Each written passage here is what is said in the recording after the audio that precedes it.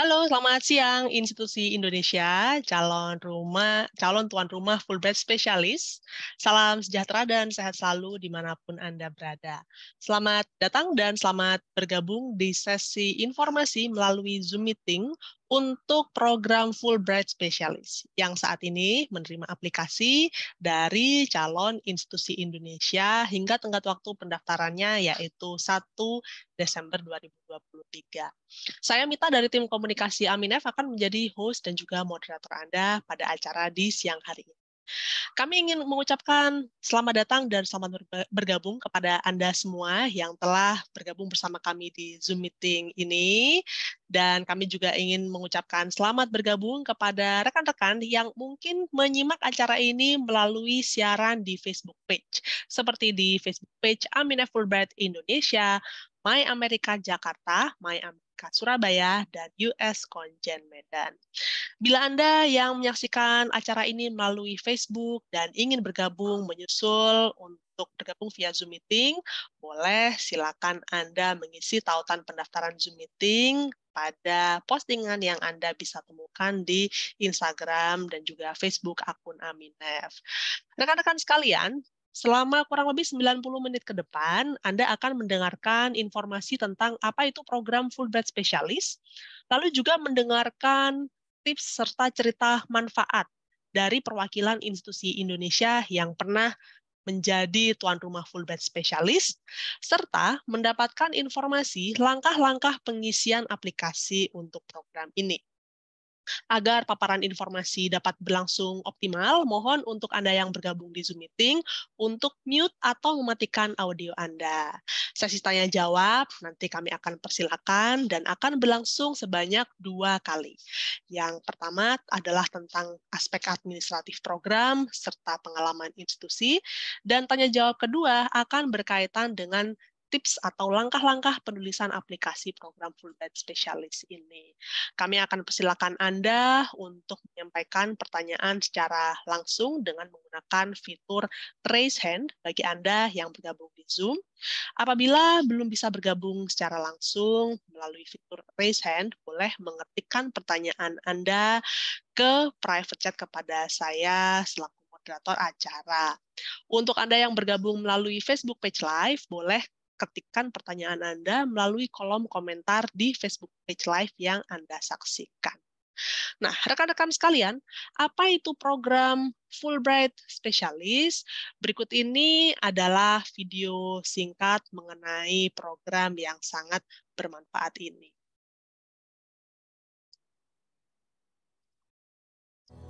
The Fulbright Specialist Program, a part of the larger Fulbright program, is a unique opportunity for institutions across the globe to host a leading U.S. academic or professional in order to exchange knowledge and strengthen international collaboration. Universities have hosted specialists to expand lectures, develop curriculum, or build workshops. Cultural institutions have brought in specialists to conduct needs assessments or provide trainings that help conserve timeless pieces of history, and more.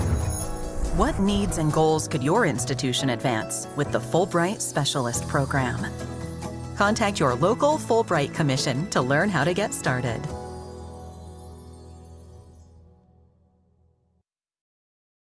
Nah, tadi adalah video mengenai program Fulbright Specialist.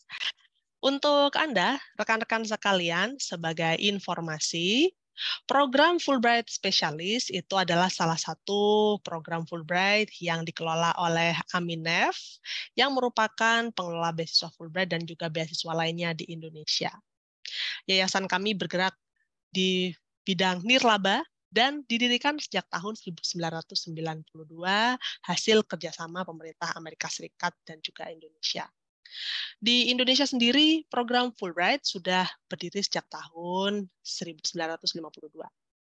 Dan sudah ada kurang lebih 4.500 orang alumni dari Indonesia dan juga orang Amerika, termasuk juga para Fulbright Specialist yang telah menjalani berbagai kegiatan ya, studi, penelitian, mengajar, pengayaan profesionalisme, dan lain-lainnya, sekaligus untuk mendekatkan hubungan antara kedua negara. Program Fulbright sendiri merupakan program pertukaran pendidikan terkemuka dari pemerintah Amerika Serikat yang ditawarkan tidak hanya di Indonesia, tapi juga 160 negara lainnya. Nah, sekarang bagaimanakah caranya supaya institusi Indonesia memiliki kesempatan untuk mengundang akademisi atau ahli asal Amerika Serikat melalui program Fulbright Specialist? Berikut ini adalah penjelasan mengenai program Fulbright Specialist yang akan dibawakan oleh Senior Program Officer Astrid Lim. Silakan Mbak Astrid. Terima kasih Mita. Selamat siang menjelang sore Bapak Ibu sekalian. Terima kasih yang sudah bergabung di sini bersama kami di Zoom atau lewat kanal-kanal lainnya. Berikut kami akan menyampaikan paparan singkat ya mengenai program Fulbright Specialist itu sebenarnya apa dan apakah institusi Bapak Ibu sekalian eligible ya untuk apply di program ini. Jadi secara singkat, program Fulbright Specialist itu adalah kesempatan akademis bagi institusi di Indonesia untuk mengundang akademisi atau profesional dari Amerika untuk bekerja sama melakukan proyek jangka pendek. Jangka pendek di sini maksudnya adalah 2-6 minggu setiap proyeknya. Bentuk proyek kerjasamanya macam-macam Bapak Ibu, nanti bisa dilihat mana yang paling sesuai dengan kebutuhan institusi Bapak Ibu ya. Yang paling umum itu biasanya ada kuliah umum atau guest lecture, ada pengembangan kurikulum kalau memang Bapak Ibu ingin mengembangkan kurikulum yang sudah ada sekarang, atau mungkin mengakses atau evaluasi kurikulum yang sudah berjalan ya saat ini, juga mengembangkan modul training di institusi Bapak Ibu sekalian. Bentuk proyek kerjasama yang lain bisa sebagai mengembangkan sumber daya manusia. Ini bisa institusi mana saja ya, di luar universitas juga bisa. Kemudian mengembangkan rencana strategis institusi, dan juga melakukan seminar, training, dan workshop dalam berbagai bidang.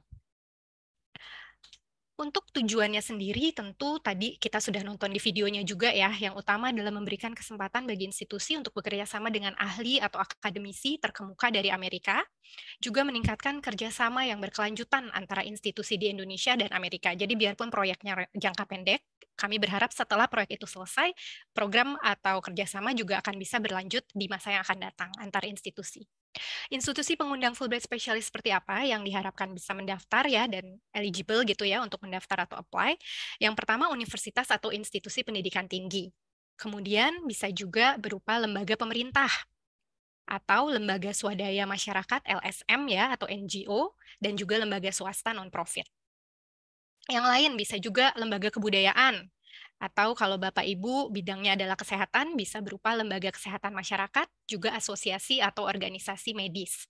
Dan juga bisa lembaga think tank atau penelitian. Itu adalah lembaga-lembaga yang kami harap bisa apply dalam program Fulbright Specialist. Manfaatnya apa saja? Bisa memperoleh perspektif global dari akademisi atau expert ya, ahli yang berpengalaman dari Amerika di bidangnya. Kemudian bisa mengimplementasikan proyek melalui berbagai kegiatan jangka pendek yang tadi sudah kami sebutkan di depan. Jadwal Fulbright Specialist fleksibel, bisa dalam 1 tahun anggaran berjalan, nanti kami akan sebutkan secara detail ya timeline-nya. Juga institusi bisa bekerja sama dan membangun relasi dengan akademisi atau ahli dan institusi di Amerika Serikat. Bagaimana dengan komponen pembiayaan atau cost sharing-nya? Program ini memang merupakan program cost sharing di mana ada komponen pembiayaan yang ditanggung oleh Fulbright atau Aminef dan juga ditanggung oleh institusi pengundang. Yang ditanggung oleh Fulbright adalah tiket penerbangan internasional pulang pergi oleh dari si spesialis ini ya, dari Amerika ke Indonesia kemudian pulang lagi ke Amerika. Honorarium perharinya sudah kami tanggung dan juga biaya-biaya yang menyangkut visa atau izin masuk ke Indonesia. Sedangkan komponen biaya yang memang masih harus ditanggung oleh institusi pengundang adalah yang pertama akomodasi atau tempat tinggal selama spesialis itu ditempatkan di institusi Bapak Ibu. Transportasi di Indonesia ini bisa berupa transportasi sehari-hari ya, misalnya dari akomodasi menuju ke institusi atau juga ke tempat-tempat di mana proyek nanti berlangsung, itu akan ditanggung oleh institusi yang mengundang. Dan juga uang makan atau meals allowance 3 kali sehari. Besar-besarnya berapa nanti akan dijelaskan lebih lanjut oleh saat kita membahas tentang tips-tips menulis aplikasi. Tenggat waktu penerimaan proposal untuk yang periode sekarang yang sedang kami buka ini, aplikasi akan kami tunggu sampai 1 Desember 2023. Jadi masih ada sekitar 1,5 bulan ya untuk Bapak Ibu mempersiapkan dan mengirimkan aplikasi. Dan jumlah proposal yang dipilih dari periode ini adalah 10 proposal. Nah, bagaimana dengan alur proses Fulbright Specialist ini sendiri? Secara umum program ini alurnya prosesnya itu berlangsung selama 6 bulan ya. Yang pertama, tenggat waktu pengiriman formulir proposal. Tadi 1 Desember tadi itu ya Bapak Ibu. Setelah proposal Bapak Ibu masuk ke kami, akan diadakan proses seleksi, di mana kami ada tim atau panel seleksi yang terdiri dari orang Amerika dan Indonesia yang akan memfilter gitu ya, menseleksi aplikasi Bapak Ibu sekalian. Setelah itu kami akan mengumumkan kepada institusi-institusi yang berhasil lolos seleksi dan aplikasinya diterima begitu. Kemudian kami akan menginformasikan juga bila harus ada revisi yang dilakukan di aplikasi tersebut. Kemudian setelah aplikasi melalui proses revisi tadi, kita akan mengirimkan proposal atau aplikasi Bapak Ibu ke partner kami di Amerika Serikat, di mana nantinya proposal itu akan harus direview sekali lagi oleh partner kami, yaitu Biro Pendidikan US State Department, yang merupakan salah satu funder ya dari program Fulbright Specialist ini. Setelah itu, langkah akhirnya adalah proposal harus direview oleh Fulbright Foreign Scholarship Board atau FFSB, yang merupakan kayak langkah terakhir, tahapan terakhir ya sebelum aplikasi benar-benar bisa secara resmi diterima atau lolos seleksi. Setelah aplikasi Bapak Ibu melewati segala proses seleksi tadi itu, Aminef akan dihubungi oleh partner kami di Amerika akan menghubungi akademisi atau ahli Amerika Serikat yang diundang oleh Bapak Ibu tadi, Fulbright spesialisnya ya, akan dihubungi oleh mereka. Kemudian akan terjadi komunikasi nantinya antara Fulbright spesialis tersebut dengan institusi yang mengundang di sini, dengan difasilitasi oleh Aminef dan oleh partner kami di Amerika, sampai dengan akademisi atau ahli Amerika tersebut bisa datang ke Indonesia dan bertugas menjalankan proyeknya di institusi Bapak Ibu. Memang agak panjang ya prosesnya kalau dilihat, tapi Aminef akan terus mendampingi gitu selama proses ini berlangsung selama kurang lebih 6 bulan minimal ya, sampai dengan spesialis tersebut bisa datang ke sini. Nah, kapan proyek kerjasama bisa dilakukan dalam periode yang sekarang ini? Proyek bisa dilakukan antara tanggal 1 Juli 2024 dan 30 September 2025. Jadi Bapak Ibu bisa melihat mana yang paling cocok nanti waktunya dengan Bapak Ibu. Tentu saja dicocokkan juga oleh ahli yang akan diundang oleh Bapak Ibu dari Amerika ya, untuk menentukan periode mana yang memang paling cocok untuk kerjasama ini berjalan.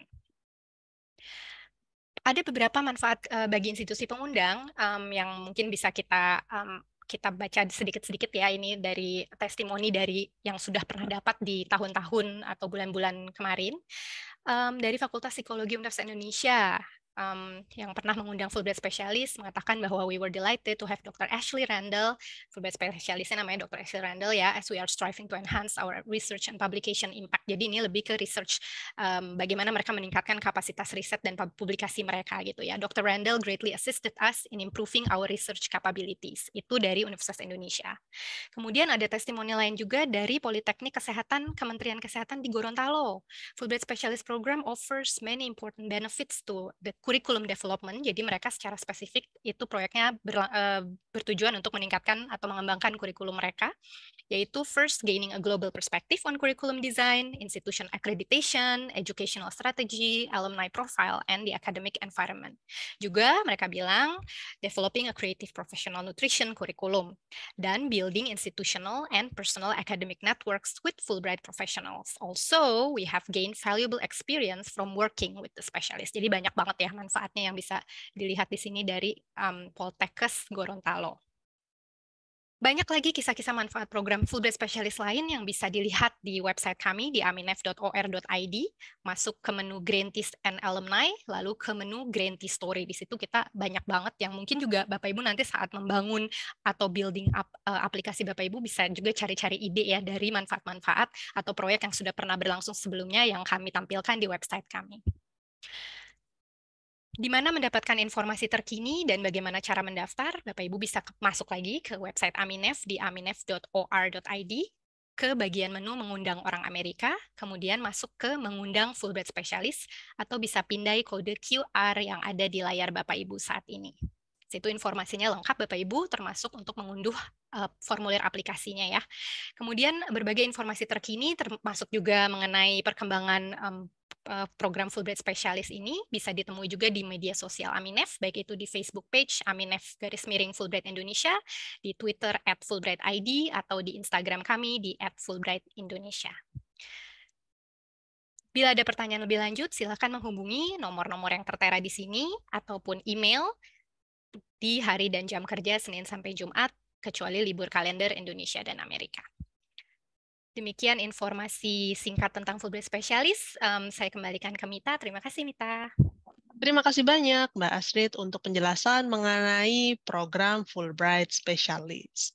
Nah, rekan-rekan sekalian, untuk penjelasan berikutnya akan disampaikan oleh perwakilan institusi Indonesia yang telah merasakan manfaat dari kehadiran Fulbright Specialist asal Amerika Serikat.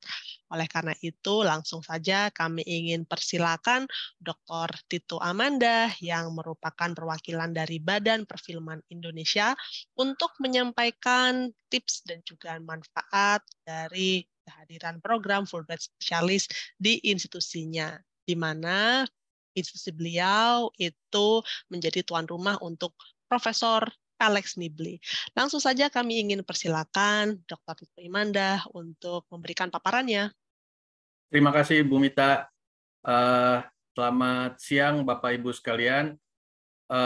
Saya akan membagikan layar presentasi saya. Ya, ini dia. Oke, saya ingin bercerita bagaimana program Fulbright Specialist ini sangat bermanfaat kepada institusi saya. Dalam hal ini, institusi saya Badan Perfilman Indonesia. Jadi, ini kira-kira nanti daftar isi dari paparan saya, latar belakang, persiapan kami, persiapan dengan spesialisnya, apa saja yang harus dilakukan nantinya, gitu. Lalu manfaatnya kira-kira apa dan kendala-kendala apa saja yang bisa muncul, gitu ya. Latar belakang saya sendiri adalah seorang penerima Fulbright tahun 2004, master di media tentang film di New York University, lalu lanjut untuk mengambil PhD film dengan beasiswa LPDP tahun 2013 di Goldsmiths University of London. Jadi saya mungkin bisa dapat informasi ini salah satunya karena saya juga keluarga besar Fulbright. Lalu Badan Perfilman Indonesia ini kan payung dari berbagai macam asosiasi yang terkait perfilman yang ada di Indonesia, baik asosiasi profesi, asosiasi usaha, asosiasi pendidikan, asosiasi komunitas. Dan salah satu permasalahan kita adalah kami merasa bahwa dosen-dosen film di Indonesia ini banyak yang memerlukan update atau gambaran yang lebih kuat kalau pendidikan film di Amerika seperti apa sih gitu. Kebetulan karena berbagai macam alasan yang nanti kita uraikan, kita memiliki kebutuhan ini cukup darurat lah gitu. Jadi tahun 2019 kami mengusulkan proposal ini dan tahun 2023 karena 3 tahun ada pandemi, kita nggak bisa menjalankan, baru tahun 2023 bisa diwujudkan, dan trainers yang datang untuk melatih dosen-dosen film ini adalah Alex Nibli dari Utah Valley University.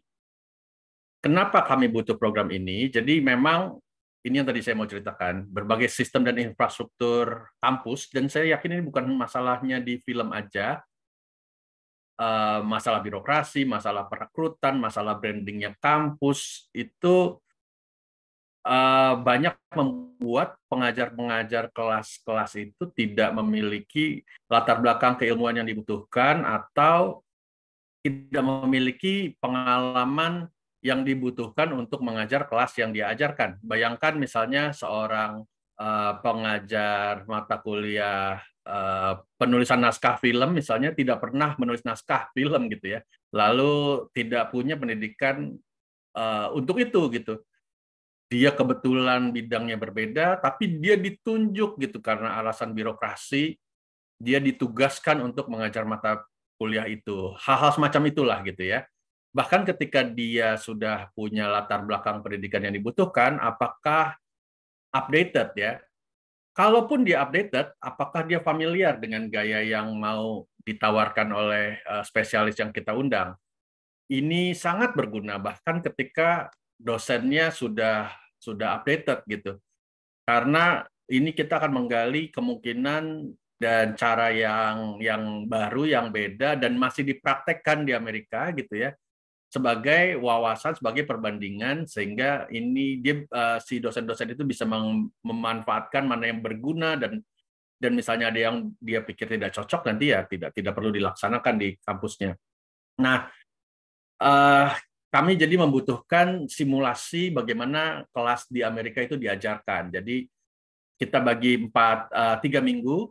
Minggu pertama kelas script writing, kita bagi menjadi berapa ya? 2, 3, 4, 5, 6, 7, 8, 9, 10, 11 kelas, 11 pertemuan.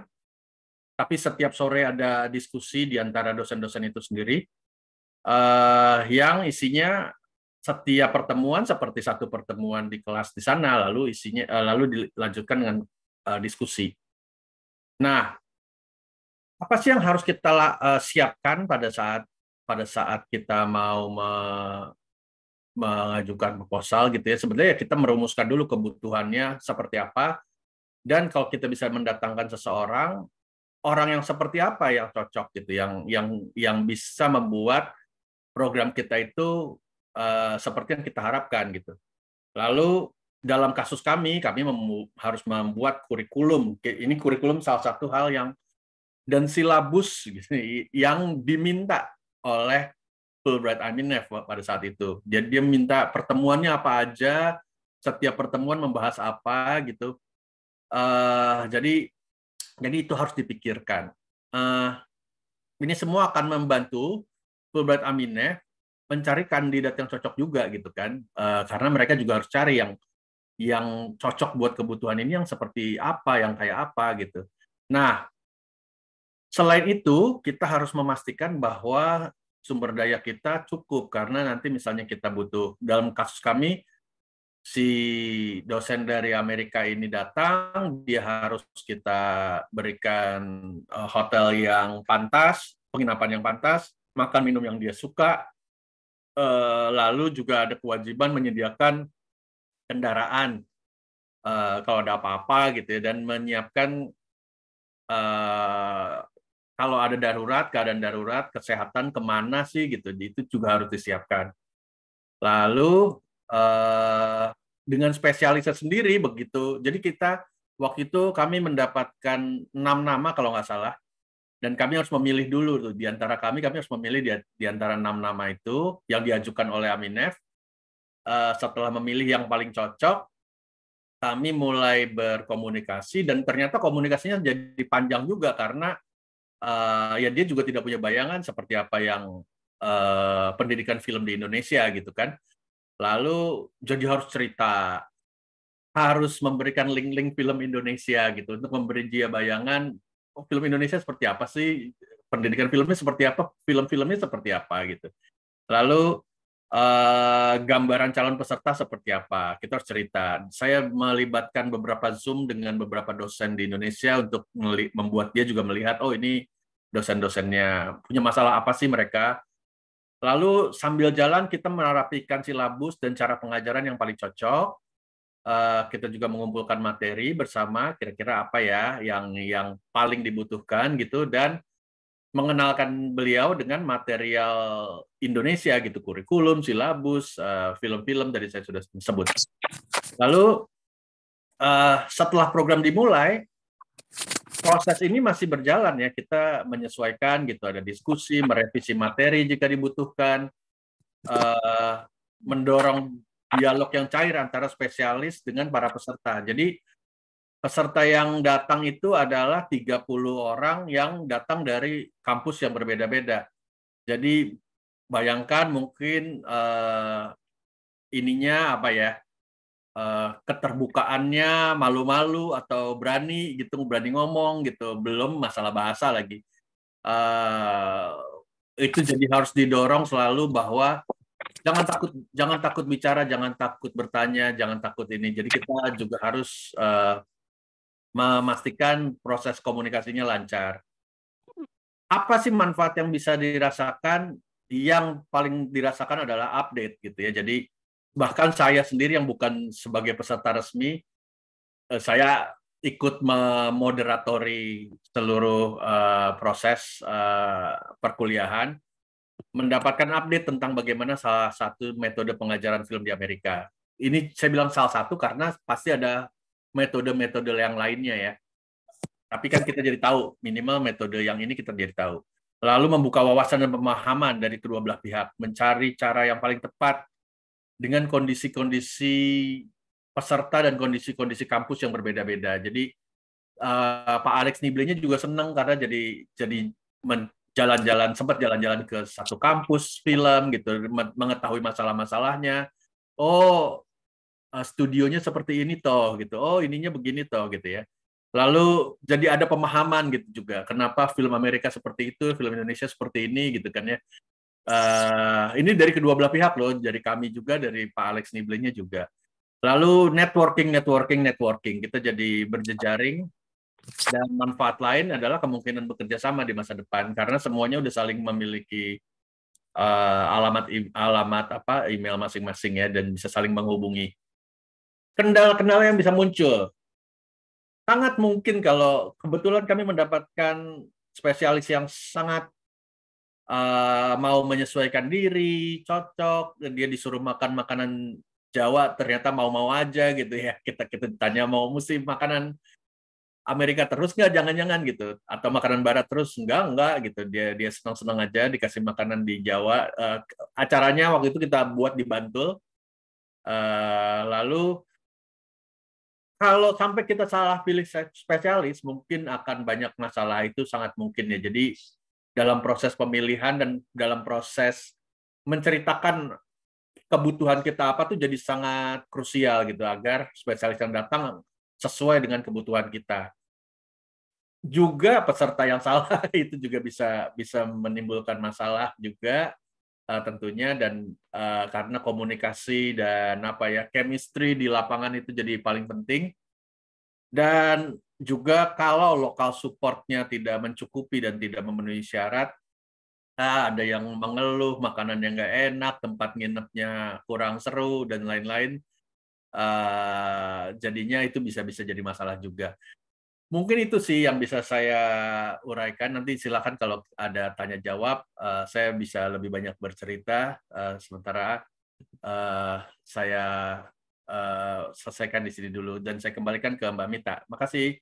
Terima kasih banyak Dr. Tito Imanda selaku perwakilan institusi Indonesia Badan Perfilman Indonesia ya, yang telah menjadi tuan rumah untuk Fulbright Specialist. Rekan-rekan sekalian, kami ingin mengundang Anda untuk mengajukan pertanyaan secara langsung kepada ataupun kepada rekan saya Astrid Lim apabila Anda memiliki pertanyaan administratif program ini. Silakan gunakan fitur raise hand seperti ini sehingga kami bisa mempersilakan Anda untuk dapat diundang ke layar, atau Anda juga bisa menggunakan fitur chat di Zoom Meeting. Saya barusan melihat ada satu raise hand. Kami ingin mempersilakan atas nama Jati Aryati untuk menyampaikan pertanyaan. Setelah itu kami akan mempersilakan Bapak Lazuardi Umar. Silakan, Ibu Jati Aryati.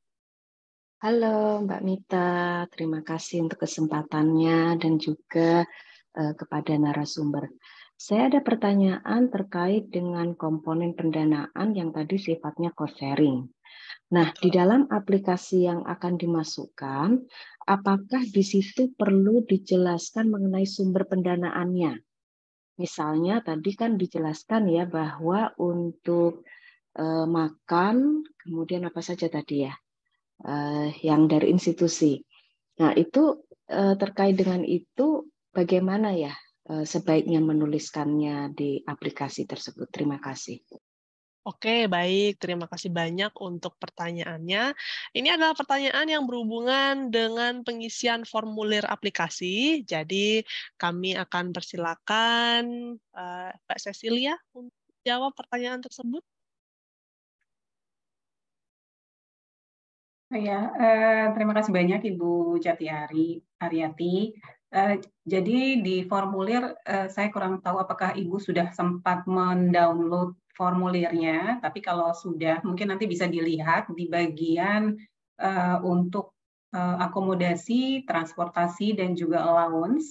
Itu selain ditanyakan jumlah besarannya, juga ada nanti pertanyaan yang kurang lebih bunyinya adalah apakah host institution atau institusi Anda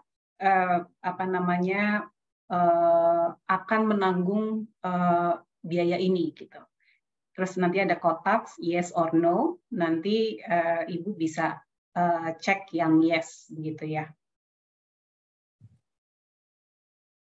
Baik, terima kasih banyak untuk tanggapannya. Apakah sudah bisa menjawab pertanyaan yang disampaikan oleh Ibu Jati? Ada pertanyaan klarifikasi, Mbak Mita.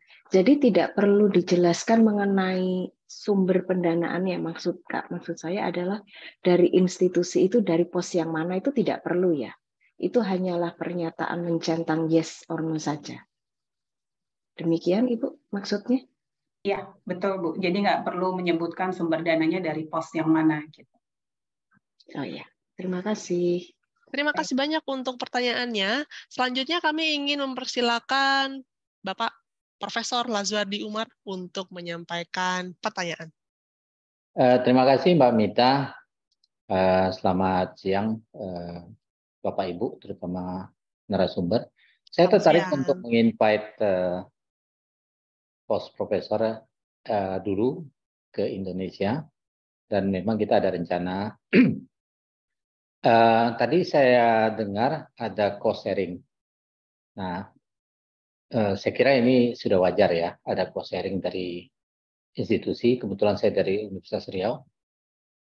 Cuma di sini mungkin ada biaya kepatutan. Kepatutan itu maksudnya itu standarnya seperti biaya hariannya berapa US dollar gitu. Sehingga kalau misalnya ada nilai kepatutan akan mudah kita menganggarkan. Itu yang pertama. Kalau misalnya dia hotel yang bagaimana, kemudian makan siangnya tuh berapa US dollar per kali makan, kemudian dia mungkin dalam tanda kutip ada laundry. Nah itu yang pertama. Yang kedua, ketika dia berada di Indonesia, kita ingin juga sharing dengan teman-teman lain dari perguruan tinggi lain. Katakanlah perguruan tinggi di Jawa satu, dan mereka bersedia untuk menanggung katakanlah biayanya. Nah ini ada batasan nggak berapa institusi yang boleh terlibat dalam party ini? Mungkin maksimum 3 gitu. Kemudian bagaimana tetap pendanaannya seperti itu. Artinya ketika dia berada di Indonesia, misalnya di Pekanbaru, di Universitas Riau, lokal cost-nya ditanggung Universitas Riau. Ketika dia dipinjam di ITB, misalnya ITB yang menanggung. Intinya selama Indonesia, dia tidak ada masalah. Bagaimana kira-kira? Itu aja pertanyaan saya. Terima kasih. Terima kasih banyak Profesor Lazuardi Umar untuk pertanyaannya. Untuk pertanyaan yang saya rasa sih seputar dengan pengisian aplikasi ya, karena ini yang ditanyakan adalah berhubungan dengan pembiayaan. Nah, saya ingin persilakan Mbak Cecilia untuk menjawab pertanyaan ini untuk pertanyaan pertama dan juga kedua. Silakan. Ya, mungkin nanti Pak Tito bisa menambahkan kali ya dari pengalamannya juga ya. Karena gini Pak, kami kan di Jakarta juga tidak tahu living standardnya di sana, di setiap daerah di Indonesia tuh sebetulnya berapa yang bisa dibilang cukup decent untuk meng-host profesor atau ahli dari Amerika begitu ya Pak ya. Jadi kalau sebetulnya kami tidak ada standar yang baku. Yang pasti memang kami ini aja Pak, kalau kayak makan begitu ya, mungkin satu kali makan kalau bisa sih jangan kuranglah dari 100.000 gitu ya sekali makan. 3 kali makan berarti 300.000 ya. Nah, kalau untuk transportasi itu juga kami serahkan kepada masing-masing institusi. Tapi kalau memang istilahnya mereka kan kalau kita suruh naik ojek misalnya motor gitu ya, mungkin juga tidak rada kurang gitu ya keselamatannya. Jadi mungkin apakah Grab atau Gokar ataukah taksi begitu. Dan lumrahnya itu kalau untuk jarak jauh berapa, mungkin diambil average-nya aja kali ya, jarak menengah itu berapa gitu. Katakan dia mungkin mau ke rumah sakit kah, atau perlu mau melihat-lihat ke satu tempat wisata, atau perlu membeli makan begitu ya. Ya mungkin saya rasa 100.000 per hari pun cukup decent ya untuk transportasi. Nah kalau untuk akomodasi ini kembali lagi tergantung dari keadaan di daerah masing-masing.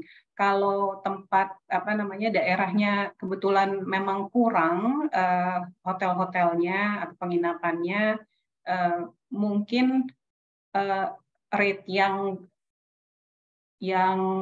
bisa mendapatkan penginapan yang cukup decent itu mungkin bisa jadi per malam mungkin antara 500-600 mungkin kali ya, 600.000 per malam. Tapi kalau cukup banyak kan biasanya harganya cukup bersaing gitu ya. Jadi itu jawaban dari saya seperti itu. Kalau mungkin Pak Tito bisa memberikan gambaran sedikit gitu. Dan satu lagi nanti juga ini untuk masalah cost sharing ini tidak melulu harus cash sebetulnya.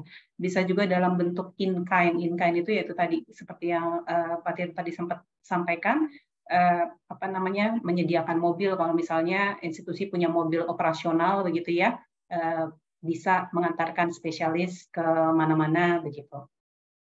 Silakan Pak Tito, mungkin bisa menambahkan. Terima kasih. Dalam kasus kami sangat beruntung. Tadi saya sudah cerita ya bahwa kebetulan Pak Alex Nibley ini istrinya juga dari Asia Tenggara, dari Filipina, sehingga beliau sudah biasa makan nasi. Katanya kalau di rumahnya nggak ada beras bisa dikutuk rumahnya gitu. Jadi dia udah terbiasa makan nasi. Kita sudah menawarkan beliau kami tempatkan di hotel yang lebih internasional. Jadi ke acara kami buat di resort, tapi resort yang kelas homestay. Jadi resortnya bagus sih sebetulnya. Tapi beliaunya sendiri kita taruh di resort yang kelas hotel kelas berbintang lah, atau hotel butik sebetulnya. Tapi jauh lebih bagus dan memang cukup mahal. Tapi peserta sendiri di tempat yang lebih murah. Pak Alex Nibley ini cukup cincai gitu untuk mau makan bersama kami gitu jadi kami tawarkan mau makan hotelnya aja setiap hari tapi dia jadi bolak-balik sedikit ya, atau mau makan sama kita. Beliau bilang makan sama kita aja, makan di sini aja biar sambil ngobrol sambil apa, dan dia tidak punya masalah. Walaupun yang kami khawatirkan terjadilah memang ya, kalau orang di perutnya nggak biasa makan sambal tiap hari, di hari kesekian terjadilah gitu ya, dia mules-mules gitu. Dan kita habis itu melarang dia makan sambal. Tapi ini kasusnya tergantung dari orang per orang ya. Artinya ada beberapa saat, beberapa kali kesempatan kami mentraktir dia di restoran yang bagus tentunya. Atau kita pernah mengajak dia ngobrol dan sampai makan malam juga di hotelnya. Itu ya kami bayar gitu. Kami yang bayar. Jadi ini semua bagaimana kesepakatan di lapangan sehingga memilih orang yang tepatnya jadi vital. Juga soal mobil, kami menggunakan mobil operasional gitu, kami pakai Avanza. Kebetulan beliaunya juga nggak masalah gitu dengan Avanza. Tapi kami membayangkan bisa mungkin ada yang maunya mungkin level Innova mungkin ya, saya juga nggak tahu. Tapi Tapi dalam kasus kami kemarin, kebetulan kami mendapatkan spesialis yang sangat fleksibel dan mudah bekerja sama, sehingga itu menguntungkan kami juga. Itu mungkin jawaban dari saya. Terima kasih banyak untuk tambahan jawaban dari Dr. Tito Imanda. Nah, ada pertanyaan yang saya rasa masih berhubungan dengan yang saat ini kita bahas ya, mengenai pembiayaan. Ada komentar yang masuk di kolom chat di Zoom Meeting, yaitu untuk mengenai pembiayaan, apakah bisa menggunakan acuan dari PMK atau Peraturan Menteri Keuangan untuk patokan biaya di masing-masing daerah. Nah, mohon informasi dari Mbak Cecilia mengenai hal ini.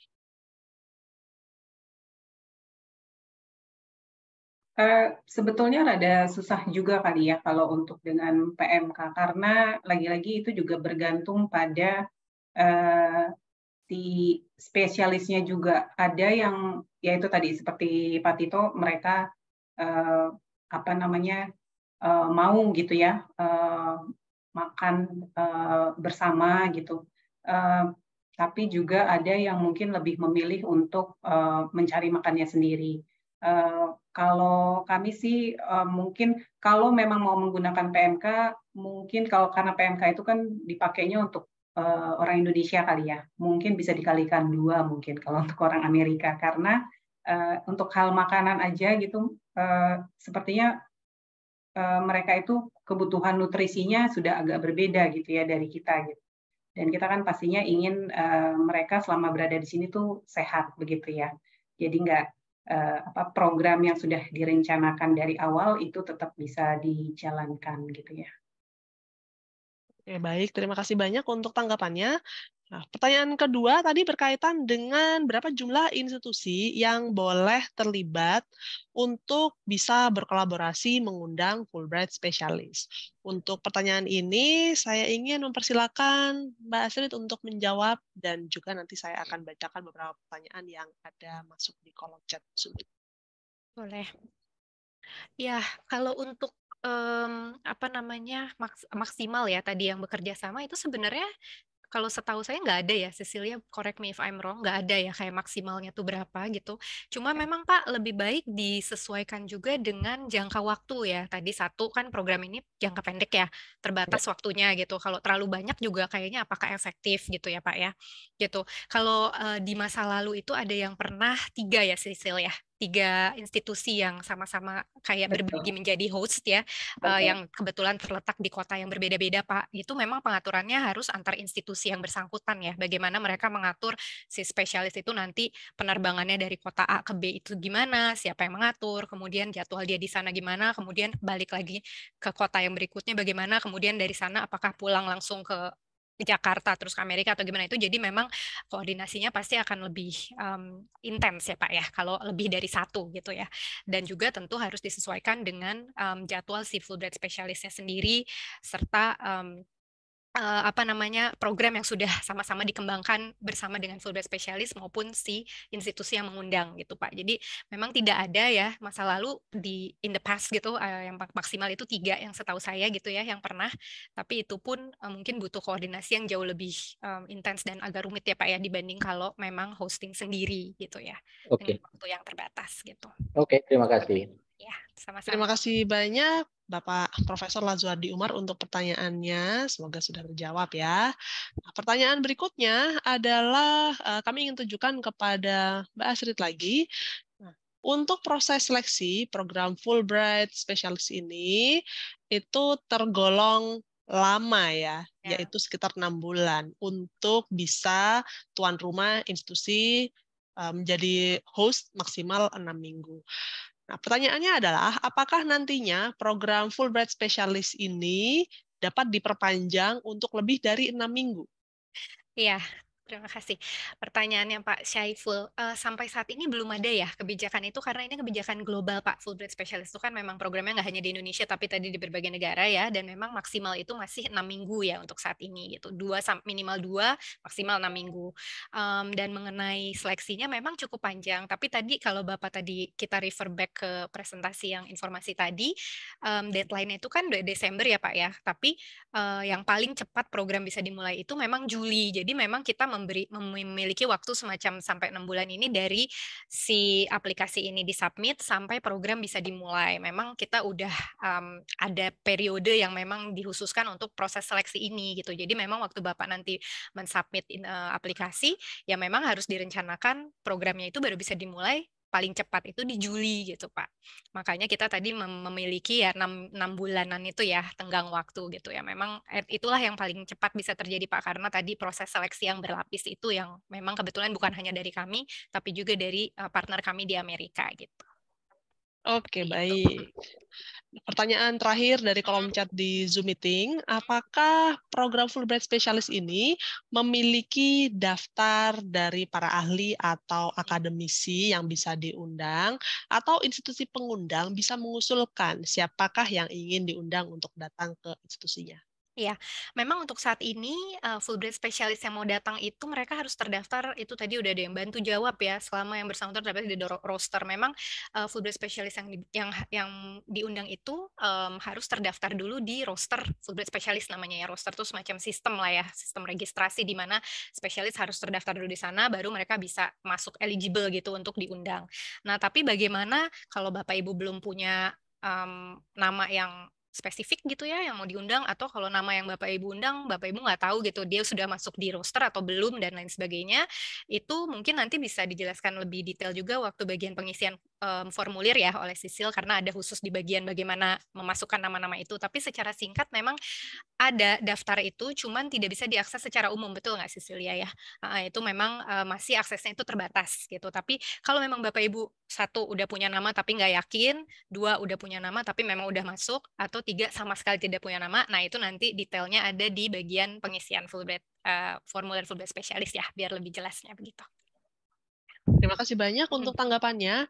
Saya ingin mempersilakan atas nama Ibu Sri Yona untuk menyampaikan pertanyaan secara langsung kepada kami sebelum nanti kami berpindah kepada sesi berikutnya, yaitu penulisan formulir aplikasi. Silakan Ibu. Baik, terima kasih Bu Mita. Saya ingin menanyakan tadi ke Mbak Astri. Kalau saya lihat ini kan paling lama 6 minggu ya, Bu ya, Mbak Astri. Kalau misalnya gini, ini kan biasanya kami dari UI ini rencana akan mengundang Prof. Dan kalau kami lihat, biasanya kalau Prof itu nggak bisa nih maksimal 6 minggu. 6 minggu ini lama. Apakah memungkinkan jika sekiranya dalam 1 kali visit seminggu, kemudian bulan depan seminggu lagi? Bisa nggak seperti itu dalam mekanisme alokasi waktunya? Iya. Iya Bu, terima kasih pertanyaannya. Untuk saat ini memang belum bisa ya Bu ya. Sayangnya memang itu sampai saat ini karena kita juga slotnya terbatas gitu ya Bu ya. Jadi satu aplikasi itu akan memakan 1 slot. Tadi dibilang kan 10 ya. Kita punya maksimal 10 nih untuk tenggang waktu yang saat ini kita lagi buka. Nah kalau memang dia institusi Ibu misalnya, oh saya apply 1 minggu untuk bulan ini, 1 minggu, nggak bisa 1. Yang pertama memang minimal itu 2 minggu itu ya Bu ya. Tapi 2 minggu pun kalau mau dilakukan beberapa kali dalam jangka waktu yang periode yang berbeda-beda, itu artinya aplikasi yang masuk itu memakan slot yang aplikasi lain gitu Bu. Jadi memang program yang seperti itu biasanya low priority ya Bu ya, karena berarti kan kita jadi kayak dari aplikasi yang terbatas dari 10 slot, misalnya Ibu mau 3 periode ngundang, nah 1 periode itu hitungannya 1 kali aplikasi Bu. Jadi Ibu memakan 3 dihitung slot dalam 1 karena ini bagian konsekuensi dari itu. Ya, belum Bu. Saat itu nggak bisa Bu. Jadi memang kita sangat men-encourage institusi untuk sekali ngundang langsung di periode yang maksimal gitu. Memang 2 minggu sih boleh aja Bu, kalau tapi memang kan minimum banget ya, agak sayang sebenarnya ya. Sebenarnya memang yang akan diprioritaskan itu yang memang periodenya cukup panjang lah ya, mungkin 5-6 minggu untuk memaksimalkan juga kan ya manfaat yang bisa didapat gitu. Jadi memang sebisa mungkin memang mengikuti periode itu sih Bu, seperti itu. Itu aja ya. Oke, baik. Mungkin pertanyaan yang kedua Mbak, ini kan kita rencananya kan kita sudah punya ada 1 prof nih. Nah, karena baru 1 kan bisa saja yang lain. apakah memungkinkan kita juga bisa mengundang yang lain selain yang memang kita sudah ada kolaborasi gitu, mengundang dengan prof yang lain, misalnya ada 2 gitu narasumbernya gitu. Oh, kalau Memungkinkan nggak? iya Fulbright Specialist satu aplikasi itu saat ini 1 ya, Sil ya, Cecilia benar? 1 ya, heeh. Jadi memang untuk satu aplikasi hanya bisa 1 nama spesialis Bu untuk saat ini gitu. Oke. Gitu. Oke, baik. Terima Iya. kasih, Mbak Astrid. Iya, sama-sama Bu. Terima kasih banyak Ibu Sri untuk pertanyaan yang telah disampaikan. Nah, rekan-rekan sekalian, di manakah rekan-rekan bisa mendapatkan informasi mengenai program Fulbright Specialist di laman Aminef? Berikut ini adalah laman Aminef di www.aminef.or.id. Nah, untuk Anda yang ingin mengetahui tentang program Fulbright Specialist, boleh nanti silakan langsung klik pada bagian mengundang orang Amerika, lalu setelah itu silakan klik yang bagian mengundang Fulbright Specialist. Silakan Anda klik bagian tersebut dan Anda akan mendapati gambaran singkat tentang program, tujuan, cara mengundang Fulbright Specialist, dan juga Anda bisa mendapati formulir aplikasi serta panduan pengisian formulir aplikasi bagi institusi mengundang. Sebagai inspirasi, silakan juga membaca testimoni dari tuan rumah Fulbright Specialist yang telah menghadirkan ahli atau akademisi dari Amerika Serikat sebelumnya. Nah, jadi Anda bisa nanti terbantu untuk mengisi formulir aplikasinya. Siapa sajakah para penerima program Fulbright Specialist ini dan mereka di mana? Informasi tersebut juga bisa didapatkan di laman Aminef di bagian Grantees and Alumni, lalu nanti di bagian Current Grantees. Anda bisa mendapati nama-nama penerima beasiswa Fulbright Specialist di bawah tombol American, lalu klik yang Fulbright Specialist Program, dan Anda bisa melihat berdasarkan tahun akademis di mana mereka memperoleh beasiswa ini, dan juga mereka ditempatkan atau berangkat kemana di institusi di Indonesia. Nah, kalau Anda ingin mengetahui direktori alumni untuk program Fulbright Specialist yang tahun-tahun sebelumnya, silakan klik bagian Alumni Directory, klik bendera Amerika, lalu silakan Anda klik di bagian kolom Grants, Fulbright Specialist Program, lalu klik Search. Di sini Anda bisa mendapati ada 75 orang ahli ataupun akademisi asal Amerika Serikat yang sudah mengunjungi berbagai institusi di Indonesia untuk bisa menjalani kegiatan yang diperlukan oleh institusi masing-masing di Indonesia. Nah, kami harap informasi ini bisa membantu Anda dalam hal menyiapkan formulir aplikasi untuk program Fulbright Specialist. Berikutnya, bagaimanakah langkah-langkah untuk pengisian formulir aplikasi program Fulbright Specialist ini? Langsung saja kami undang rekan kami, Cecilia, untuk menyampaikan cara-cara untuk menulis aplikasi selama nanti kurang lebih 20 menit. Setelah itu, kita akan beralih pada sesi tanya-jawab. Silakan, Mbak Cecil. Oke, terima kasih, Mita. Saya izin screen share ya.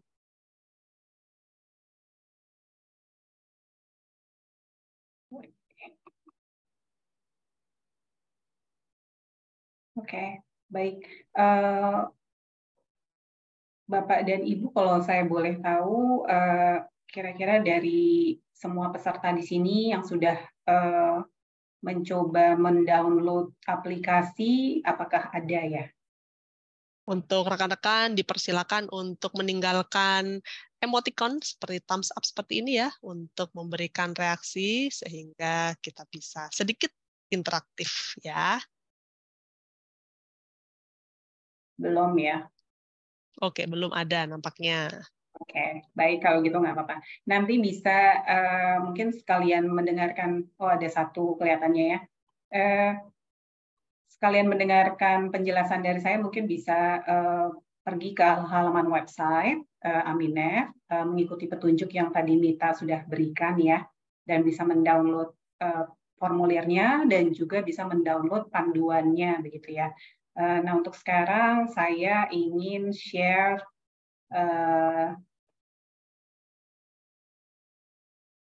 aplikasinya tuh nanti bentuknya seperti ini. dan ada sekitar 9 halaman. Dan memang tidak semuanya perlu diisi, tergantung nanti dari situasi dan program yang ingin Bapak dan Ibu lakukan, begitu ya. Jadi yang pertama-tama itu kadang-kadang kami terima email, mereka sudah mendownload aplikasi tapi terus tanya, terus ini di-emailkannya kemana? Itu ada di situ. Di halaman pertama sudah langsung tertulis alamat email kemana aplikasi yang sudah diisi bisa dikirimkan, begitu ya. Lalu juga untuk section pertama itu seperti biasa ada nama institusi dari Bapak dan Ibu, itu harus diisi lengkap. Kalau memang hanya satu fakultas yang mengundang, disebutkan juga nama fakultasnya, kemudian alamat, kontak email, kontak telepon. Lalu kalau ada, katakan misalnya institusi Bapak dan Ibu membuat tim begitu ya, yang terdiri dari beberapa orang untuk membantu mengorganisir persiapan ataupun nanti pelaksanaan dari proyek yang akan dilakukan dengan spesialis, dan ada orang kedua yang menjadi contact person-nya, silahkan juga diisi nama, nomor telepon, dan alamat email. Lalu kita beralih ke section kedua, ini adalah section yang cukup penting ya Bapak dan Ibu. Jadi di sini akan diminta Bapak dan Ibu menyebutkan title proyeknya apa, begitu. Dan perhatikan, seringkali kami menerima proposal yang title proyeknya panjang banget gitu, padahal di sini ada limitnya ya, 40 karakter ya. Lalu yang kedua itu adalah di bidang apa atau sektor mana proyek yang akan institusi Bapak dan Ibu lakukan ini. Kalau mungkin seperti tadi Badan Perfilman Indonesia, bisa bilang mungkin art gitu ya, atau langsung film misalnya begitu. Nah itu sektor-sektornya atau bidang akademisnya itu bisa dilihat di panduan pengisian formulir.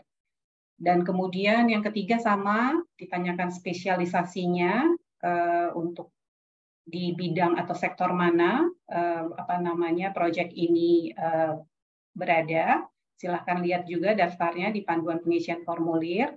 Dan kemudian di departemen apa di institusi Bapak dan Ibu proyek ini akan berlangsung gitu. Jadi kalau misalkan katakan akan berlangsungnya di pusat bahasa, misalnya disebutkan juga pusat bahasa, atau di bagian divisi kerjasama internasional misalnya begitu ya. Kalau dalam hal institusi kampus maupun institusi yang lainnya biasanya punya ya bagian kerjasama internasional.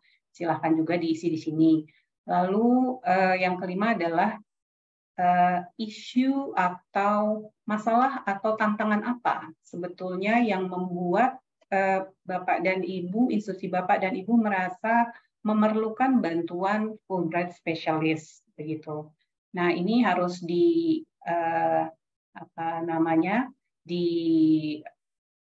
mungkin dibicarakan juga ya di dalam tim, karena kan waktunya kan terbatas 2-6 minggu.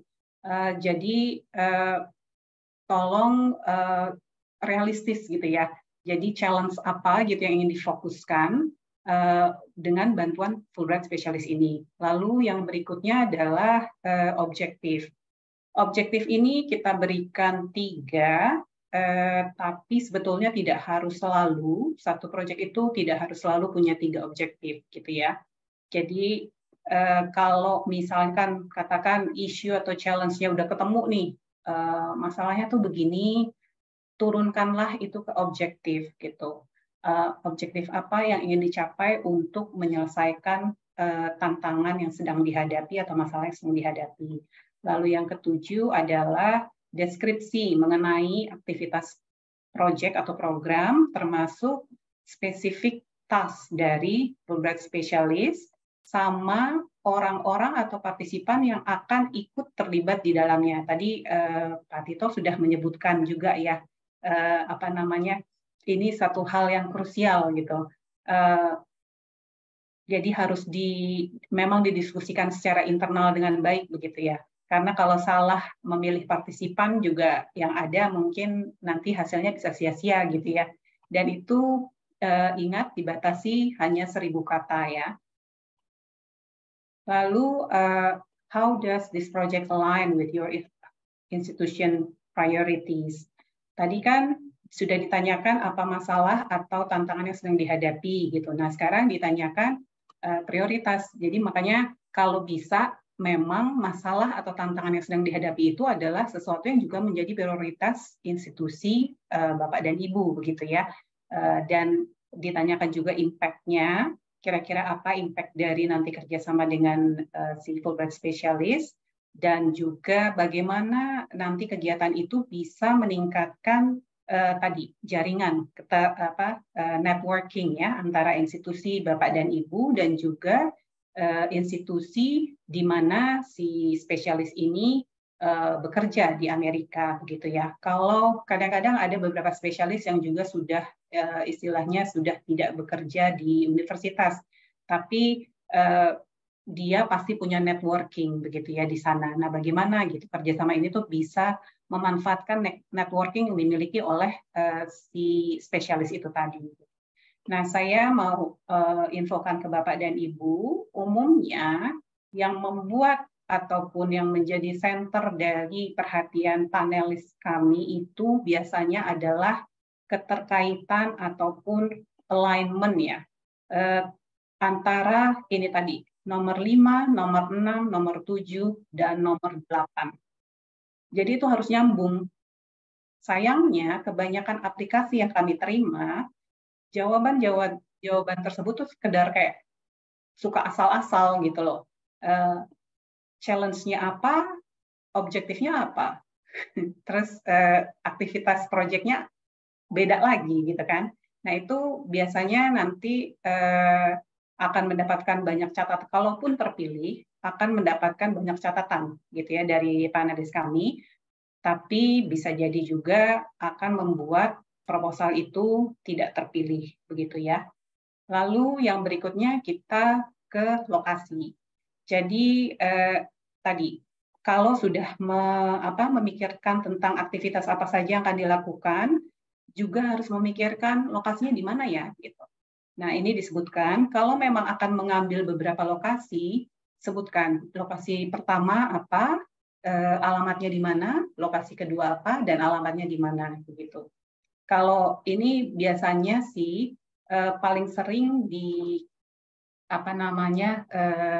applicable gitu ya untuk mereka yang di satu project itu ada 3 hostnya gitu ya. Tadi kan ada Prof. Lazuardi menanyakan, nah ini mungkin kalau misalnya 3, misalnya yang satu ada di Jakarta, yang satu lagi di Toraja, yang satu lagi di mana begitu ya. Nah itu bisa digambarkan di sini begitu. Lalu yang berikutnya adalah timeline. Nah ini tadi yang ditanyakan oleh Ibu Sriyona tadi ya. Sebetulnya memang proyek Fulbright Specialist ini dimungkinkan untuk serial project, tapi karena jumlah kuota untuk Indonesia sangat terbatas, padahal yang membutuhkan itu ada banyak, jadi kami membuat kesepakatan bahwa kita tidak akan memprioritaskan multi-visit atau serial project. Jadi tolong dijawab no, gitu ya. Jadi memang benar kata Astrid tadi, satu project itu akan memakan 1 slot dana, gitu ya.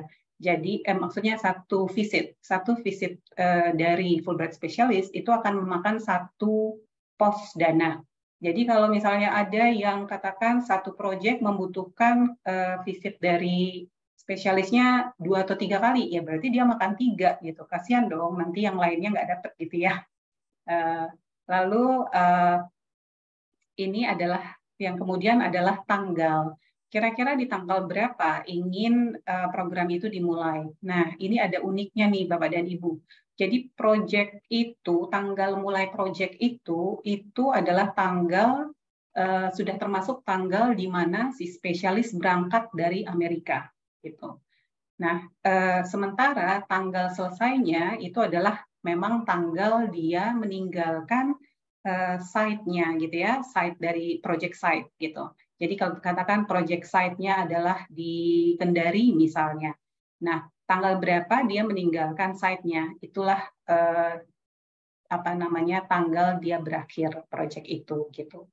Nah, kalau misalnya kan saya nggak tahu ya nanti spesialis saya tinggalnya di mana gitu kan, di East Coast apa di West Coast gitu kan, itu kan beda ya. Kalau semakin dekat ke Indonesia yang daerah California mungkin butuh waktu cuma 1 hari udah bisa nyampe sini gitu ya. Sementara kalau yang di New York misalnya itu butuh ekstra 2 hari gitu ya baru nyampe sini. Nggak apa-apa, dibikin saja dulu berapa hari kira-kira yang diinginkan, minimal kan 14 hari. Jadi pakai saja dulu yang minimal itu gitu. Jadi kalau kita pakai yang minimal, kemungkinan jumlah hari programnya itu biasanya antara 10 ke 12 hari biasanya ya, yang benar-benar di Indonesianya gitu. Lalu ada pertanyaan, ada fleksibilitas nggak dengan tanggal-tanggal tadi? Silahkan dijawab, dan apapun jawaban dari Bapak dan Ibu, kalau yes ataupun no, silahkan berikan alasannya kenapa. Gitu. Kenapa ada dan atau kenapa tidak ada fleksibilitas. Oke. Lalu ini kita masuk ke logistical arrangement sama cost sharing. Kalau kontak poinnya masih sama dengan yang di atas, yang ini tidak perlu diisi sebetulnya ya. Jadi silahkan saja dikosongkan. Begitu juga dengan yang cost sharing, kalau masih sama kontaknya silahkan dikosongkan. Lalu berikutnya adalah tentang lodging nih. Nah ini tolong diisi juga bagaimana arrangement tentang lodging. Apakah akan memberikan allowance atau akan membayarkan lodging cost-nya langsung ke lodging management. Kalau kami tidak menyarankan memberikan allowance untuk lodging, lebih menyarankan institusi Bapak dan Ibu yang menyiapkan dan membayarkannya langsung ke manajemen. Karena apa? Seringkali mereka ini kan memang belum pernah ke Indonesia, jadi nggak tahu ya hotel apa yang available atau penginapan apa yang cukup decent untuk mereka. Jadi dengan institusi Bapak Ibu yang mengaturnya itu sudah membantu mereka sekali gitu ya, dan save time mereka juga gitu, dan save time Bapak dan Ibu juga gitu. Jadi spesialis begitu sampai di sini bisa langsung konsentrasi ke project. Kalau sudah mendapatkan lodging name, silahkan dituliskan namanya, tipenya apa, website, alamat, dan lain sebagainya. Satu catatan dari kami, sebisa mungkin hindari menempatkan spesialis di rumah salah satu, kalau itu universitas, salah satu dosen misalnya, di mana keluarga dosen itu juga masih tinggal di situ misalnya. Karena orang Amerika biasanya membutuhkan privasi ya. Jadi begitu dia sampai di rumah, mereka itu akan lebih senang untuk menghabiskan waktunya sendiri gitu untuk mengurus hal yang lain gitu ya. Jadi jangan memilih lodgingnya itu ya nih di rumah si dosen A, dosen B gitu, atau staf dari institusi Bapak dan Ibu misalnya begitu, atau kepala misalnya gitu ya, atau direktur dari institusi Bapak dan Ibu. Lalu yang kemudian adalah tanggal dan tanggal lodging itu mulai available dan tanggal lodging itu tidak available. Ini dituliskan juga. Yang selanjutnya adalah alternatif lodging. Jadi seandainya katakan karena program ini prosesnya cukup panjang, mungkin kita pikir oh nanti spesialis datang mungkin sudah masih tersedia kali ya lodgingnya, tapi ternyata begitu datang lodgingnya nggak available gitu ya. Nah itu juga harus dipersiapkan dari jauh hari, disebutkan juga alternatif lodgingnya apa, dan alamat, atau kalau memang ada websitenya silahkan tuliskan websitenya.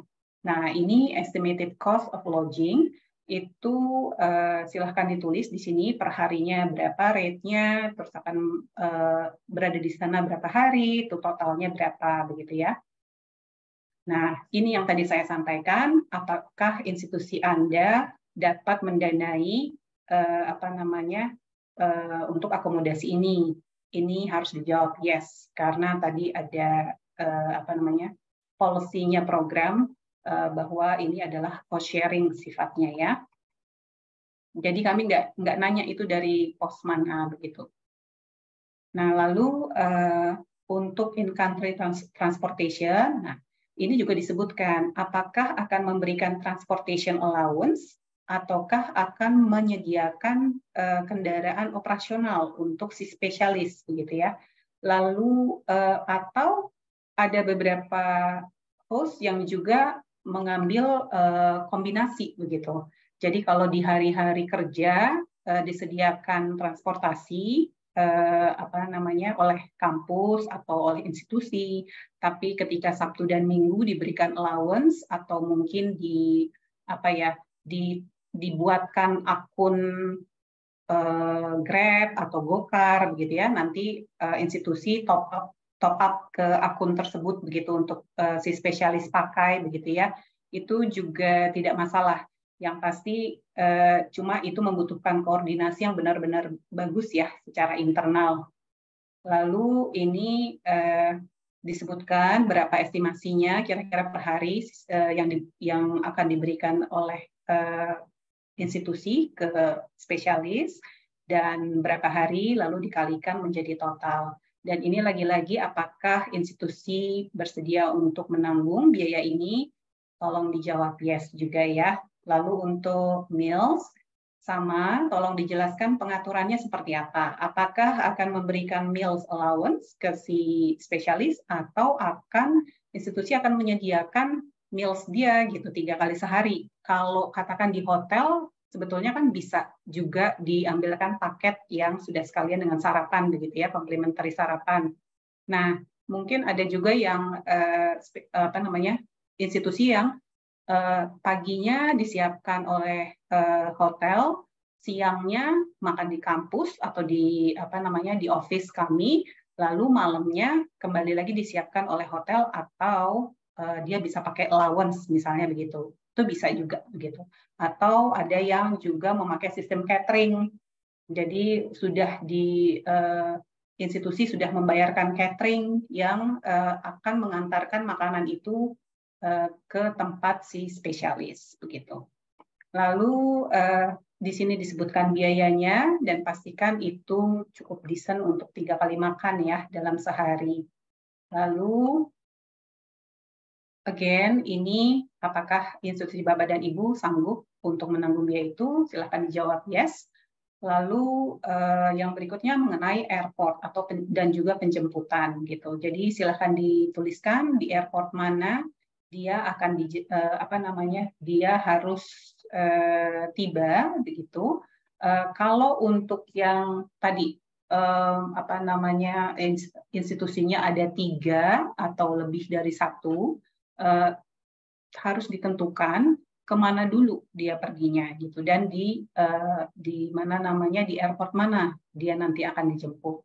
Dan di pertanyaan yang kedua ini silahkan disebutkan siapa yang akan menjemput, nama juga nomor HP ya dari orang tersebut.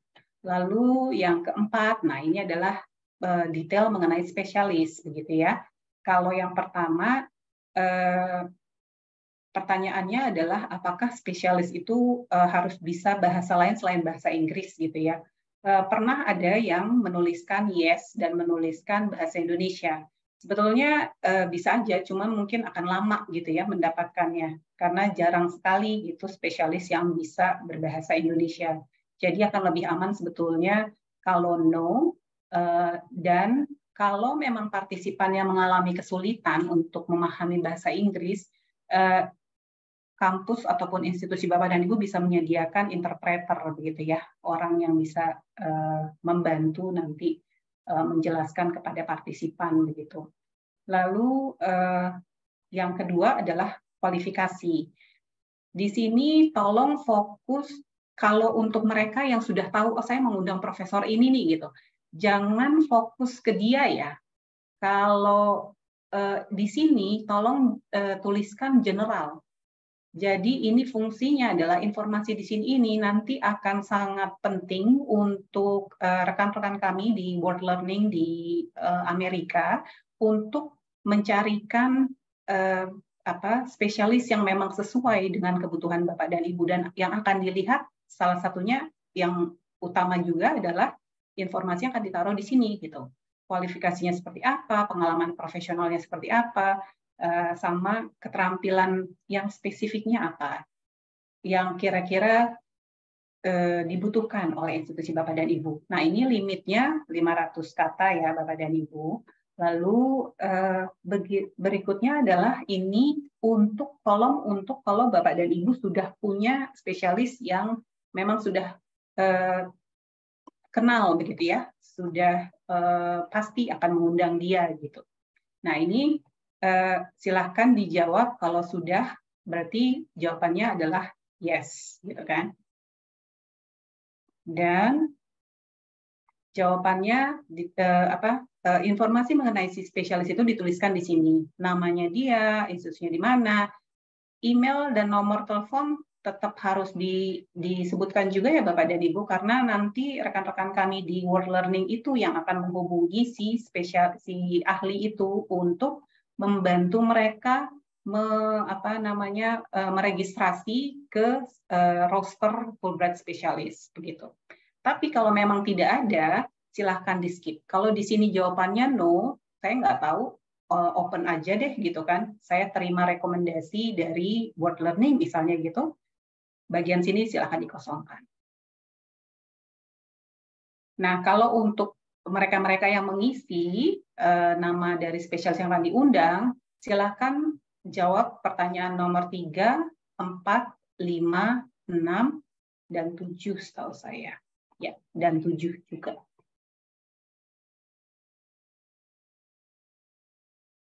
Oke, dan termasuk 8. Jadi kalau Bapak dan Ibu sudah menentukan siapa individu yang akan diundang, tolong juga jawab pertanyaan ini, apakah Bapak dan Ibu tetap masih tertarik untuk mendapatkan rekomendasi spesialis yang lain, just in case mereka ini tidak profesor yang ingin Bapak dan Ibu undang itu tidak atau berhalangan ya, tidak bisa datang atau berhalangan.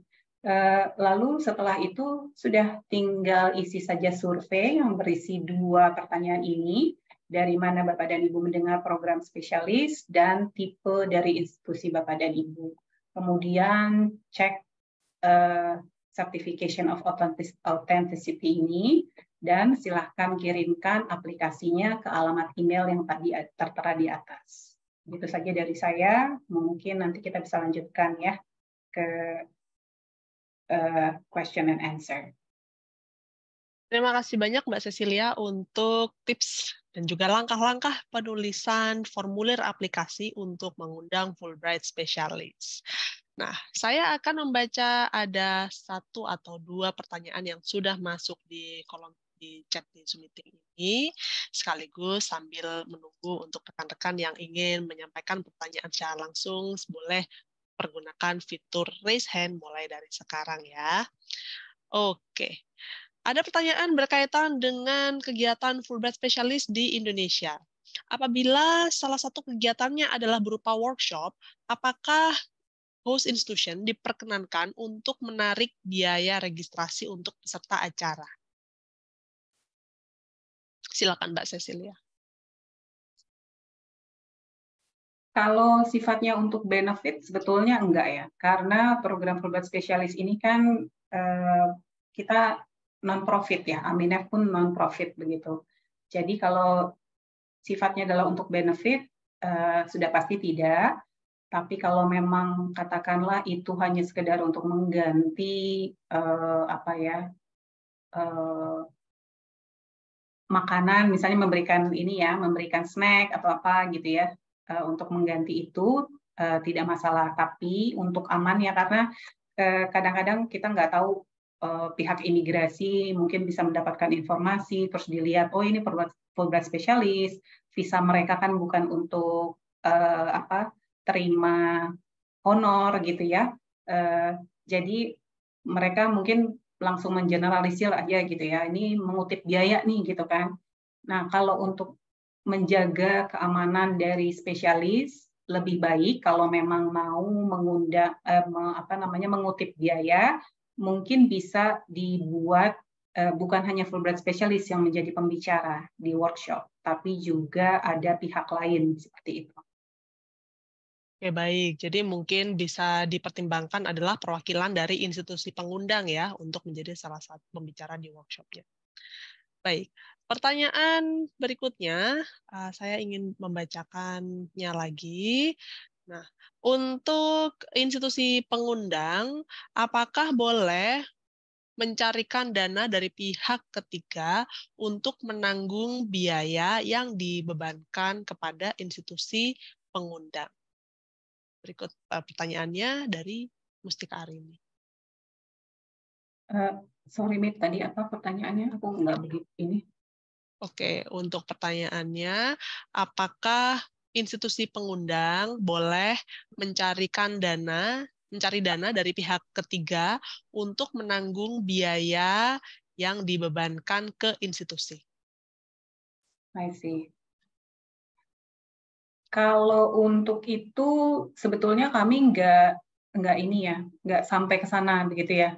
Mengenai biaya, dari mana host mendapatkan biaya itu kami percayakan saja pada host yang pasti sebagai host harus bertanggung jawab untuk memenuhi biaya akomodasi, transportasi, dan juga makan. Mungkin Pak Tito dalam hal ini BPI juga kalau nggak salah mendapatkan dananya dari Kemdikbud ya, mungkin bisa berbagi juga kali. Ya, boleh apabila Pak Tito berkenan untuk membagikan. Ya, betul. Sebetulnya jadi lebih complicated lagi sedikit. Jadi memang proposal dari awal dan program ini diinisiatif oleh Badan Perfilman Indonesia dan kebetulan kemudian di-approve. Lalu kami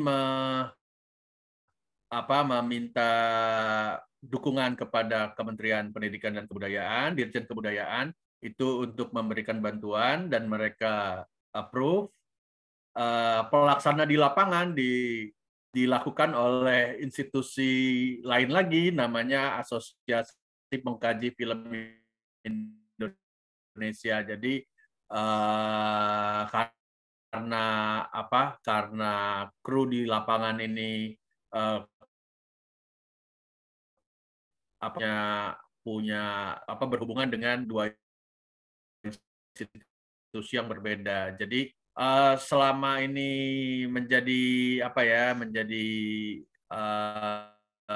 sinergi yang membuat programnya jalan dan lancar, saya pikir bisa-bisa aja ya.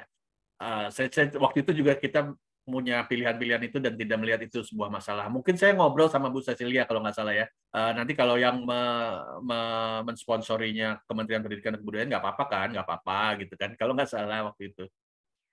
Iya. Malah memang ada hal-hal yang membuat jadi mudah ya, dan kita bisa memastikan program itu bisa berlangsung dan dosen-dosen yang terlibat itu tidak dipungut biaya ya gitu. Ya, itu mungkin dari saya. Terima kasih. Terima kasih banyak untuk tambahannya dari Dr. Tito.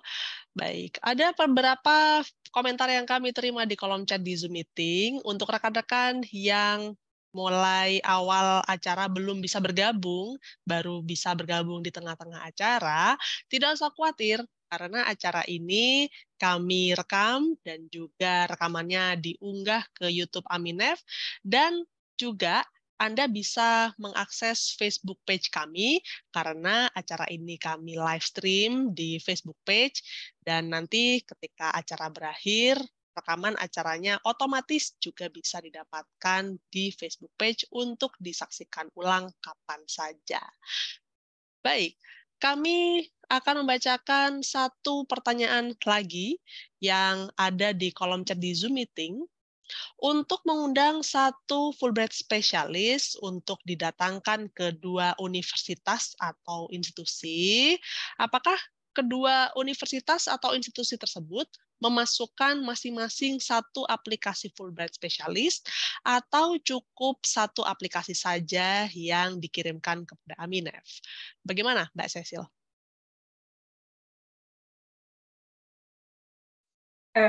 Kalau kan Fulbright Specialist itu ada minimalnya, minimal kan durasinya adalah 2 minggu dan maksimalnya adalah 6 minggu.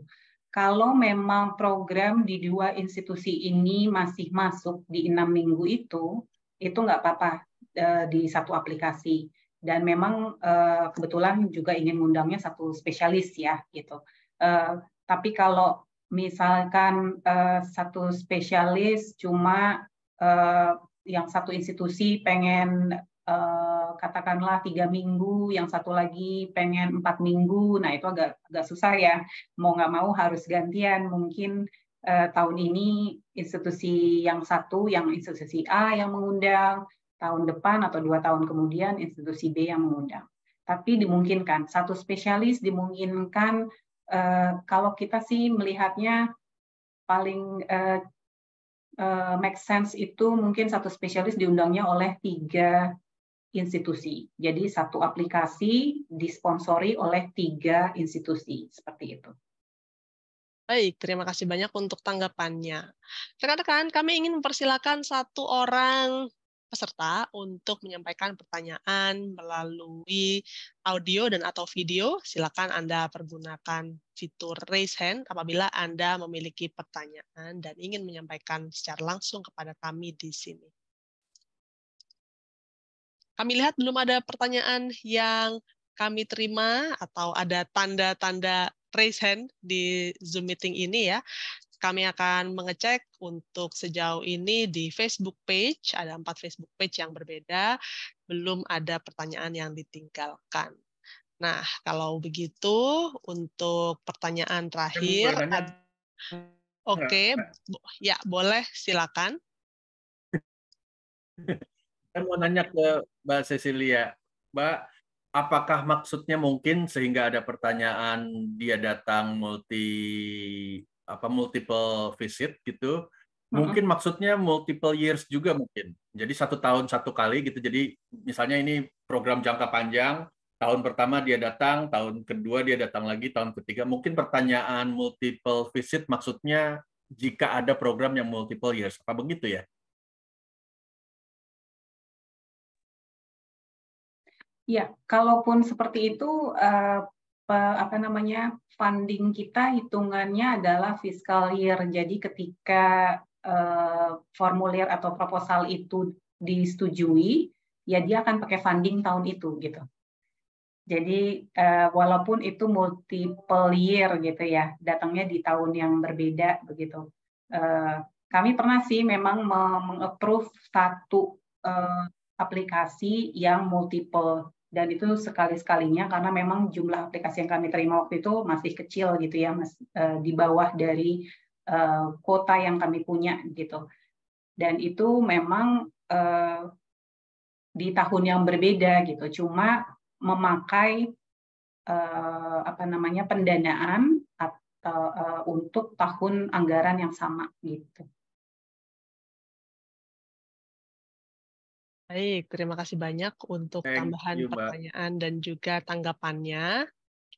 Nah, pertanyaan terakhir yang akan kami bacakan dari kolom chat di Zoom meeting. Apabila ada fakultas lain di universitas yang sama sudah pernah menjadi tuan rumah visiting Fulbright Specialist beberapa tahun yang lalu, apakah hal tersebut akan mempengaruhi kesempatan fakultas lainnya apabila melamar program Fulbright Specialist ini? Silakan Mbak Cecil. Oke. Sebetulnya bisa jadi iya, tapi juga bisa jadi enggak. Bisa jadi iya kalau jumlah aplikasi yang kami terima itu memang relatif banyak ya di tahun yang berjalan itu. Otomatis aplikasi yang dari institusi yang memang sudah salah satu fakultasnya sudah pernah mendapatkan Fulbright Specialist itu kami jadikan bukan jadi prioritas begitu ya. Tapi kalau memang jumlah aplikasinya tidak terlalu banyak, ya otomatis peluangnya juga lebih besar. Dan lagi-lagi juga tergantung dari isi proyeknya juga ya, maksudnya isi proposal proyek tersebut gitu. Kalau memang katakan proposal dari institusi lain lebih kuat begitu, ya pastinya juga tidak akan terpilih gitu ya. Akan diutamakan adalah proposal dari institusi lain yang cenderung lebih kuat, yang lebih memberikan manfaat yang lebih besar begitu. Dan biasanya juga exposure-nya ke apa namanya ke expert dari luar itu sangat minim, ya itu otomatis kita akan apa namanya mendahulukan yang institusi yang proposalnya bagus itu tadi gitu ya. Baik, terima kasih banyak Mbak Cecil untuk tanggapannya. Ini ada satu pertanyaan terakhir yang kami rasa harus juga dijawab ya untuk pertanyaan berkaitan dengan Fulbright Specialist. Apakah diperbolehkan mengundang Fulbright Specialist asal Amerika Serikat yang saat ini sedang menduduki jabatan politik?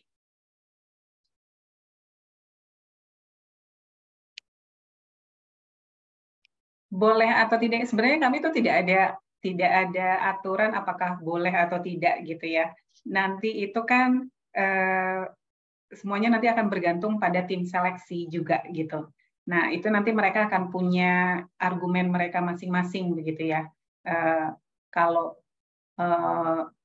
dan juga lagi-lagi dilihat dari proposalnya itu tadi gitu ya. Kalau memang cukup kuat gitu dan itu tadi memberikan manfaat yang cukup luas dan memang sedang dirasa dibutuhkan gitu di Indonesia gitu ya, why not gitu sih. Jadi kami nggak punya pakem yang baku gitu ya. Semua nanti akan bergantung pada penilaian tim panelis. Baik, terima kasih banyak untuk tanggapannya. Satu lagi ada pertanyaan terakhir yang saya rasa juga perlu kita jawab ini ya. Nah, untuk institusi pengundang program Fulbright Specialist, apakah memungkinkan untuk level pendidikan SMA? Contohnya untuk mengundang Fulbright Specialist di bidang STEM atau engineering untuk melatih guru-guru di sekolah menengah kejuruan atau SMA ataupun lainnya yang sederajat. Silakan Mbak Cecil. Bisa banget. Waktu kalau nggak salah tahun kemarin juga ada apa itu Mit yang di Bandung? Di Jogja. Seameo Kim ya. Dia Southeast Asian Ministerial Association gitu kali ya. Untuk pendidikan matematika. Jadi mereka itu mengundang spesialis khusus untuk mereka buatkan workshop bagi guru-guru ada yang pernah di SD, ada yang juga kalau yang Seameo ini matematika kalau nggak salah dia di SMA kalau nggak salah SMA atau SMP sorry. Sebelumnya juga pernah ada yang seperti itu. Tapi lebih ke sains ya ilmu pengetahuan alam untuk guru-guru di SD dan diundangnya dari apa tuh namanya foundation-nya yang di Amerika yang menguasai semua museum di National Mall. Smithsonian ya. Smithsonian betul itu ya. Smithsonian jadi ya dan benar-benar melakukan visit juga gitu ke SD ataupun SMP dan SMA. Skill mungkin, sorry Mit, kalau maksudnya apakah tapi yang mengundang boleh SMA-nya atau sekolah yang menengahnya mungkin ya ini salah satu pertanyaan juga bisa melebar ke situ atau harus misalnya tadi kerja sama dengan SMAEO atau mungkin dari dinas atau apa gitu, ada peraturannya kah mungkin? Nah kalau untuk SMA maksudnya sekolah ya SD ke SMA sebetulnya kalau memang itu sebetulnya kita kan terbuka untuk lembaga swasta juga ya. Katakan misalnya yayasan sekolah swasta lah di Indonesia ini gitu ya. Mereka merasa perlu memberikan meningkatkan kapasitas begitu ya. Terutama pendidikan STEM misalnya dengan teknologi yang udah ada sekarang gitu misalnya. Ya silahkan, sebetulnya bisa juga ya kalau yayasan gitu. Tapi kalau dia berdiri sendiri mungkin agak susah di pendanaan ya, karena kalau sekolah sendiri itu kayaknya juga susah juga ya di pendanaannya. Tapi kalau yayasan mungkin bisa jadi juga sih. Atau ya itu tadi Astrid bilang dinas pendidikannya misalnya gitu ya, atau Pemdanya. Oke, baik. Terima kasih banyak untuk tanggapannya. Nah, rekan-rekan sekalian, waktu sudah menunjukkan pukul 3:35 waktu Indonesia Barat, maka dengan demikian kami harus menutup sesi informasi Fulbright Specialist di sore hari ini. Namun sebelum menutup acara, kami ingin mengundang Anda untuk berpartisipasi dalam virtual group foto. Mari silakan hidupkan kamera Anda apabila berkenan untuk berpartisipasi di dalam grup foto ini. Kami akan menangkap layar yang kameranya terbuka ya. Kami akan mulai hitungan mundur kurang lebih 10-15 detik dari sekarang untuk bisa memberikan kesempatan Anda menghidupkan kamera. Baik, terima kasih banyak. Kami lihat sudah beberapa kamera yang mulai terbuka. Kami akan tangkap layar sebanyak 1 atau 2 kali tergantung dengan kamera yang terbuka. Baik, terima kasih. Kami akan mulai hitungan mundurnya. 3, 2, 1. Baik, terima kasih banyak untuk partisipasinya. Kami akan hanya tangkap satu layar saja karena hanya ada satu layar yang terbuka ya kameranya. Terima kasih banyak untuk partisipasi Anda di acara siang hari ini atau sore hari ini, yaitu sesi informasi program Fulbright Specialist. Untuk Anda yang tadi sudah disampaikan belum sempat menyimak acara ini mulai dari awal, silakan simak video rekaman acaranya di akun Facebook page Aminef Fulbright Indonesia, atau nanti dalam waktu beberapa jam akan kami unggah di akun YouTube Aminef Fulbright Indonesia. Dan nanti Anda akan mendapati sebuah survei pasca acara mengenai acara ini. Bagi Anda yang bergabung di Zoom Meeting, survei tersebut akan secara otomatis tampil di jendela browser Anda. Dan apabila Anda berpartisipasi melalui Facebook page, tautan untuk survei pasca acaranya terdapat di kolom komentar di siaran langsungnya. Mohon bantuannya untuk mengisi survei tersebut karena masukan dan juga pendapat Anda sangat berarti bagi kami. Acara program Fulbright Specialist yang berikutnya akan hadir di tanggal 8 November, yaitu di bulan depan. Kami akan posting informasinya di laman dan juga kanal media sosial Aminef. Jadi mohon ditunggu untuk informasi acara tersebut. Saya Mita mengucapkan terima kasih banyak kepada para narasumber. Ada Dr.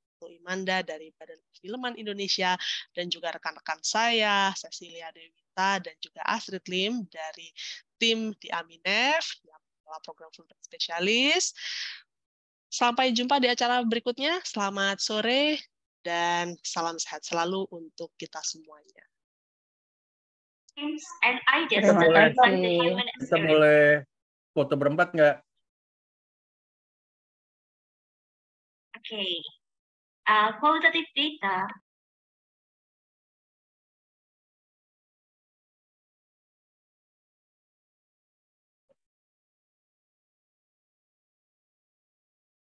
Pak Tito mau itu ya?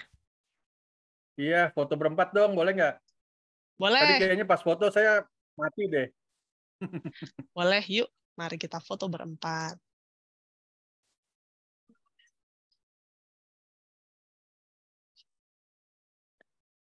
Oke, saya tangkap ya untuk layarnya. Siap-siap semuanya. 1, 2, 3. Siap. Oke. Terima kasih. Terima kasih, Saya tetap Pak. Oke, thank you ya semua ya. Sama-sama. Bye.